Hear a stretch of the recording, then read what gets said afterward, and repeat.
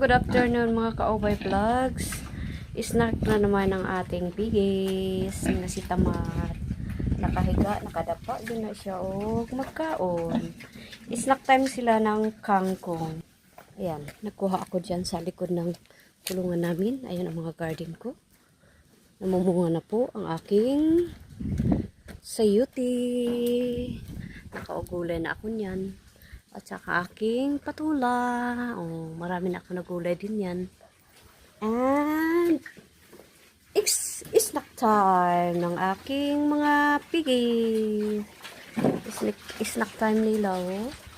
Late na nga kasi medyo tinatamad ako. Kasi ang aga kong gumising. Ayan, snack time ng ating mga piggies. Ayan, walang ginawa kundi kumain. Sige, para madali kayong bumigat at lumaki. Ito is 3 months na itong aking dalawang piggies. Mga 100 kilos. Mahigit na to. And ito sila is 1 month. More than 1 month. Itong aking blessings na natira. Ayan, namatay ang 4. Sayang. Pero okay lang. Andin si Mami Pig. Tapos na po siyang nagmerienda.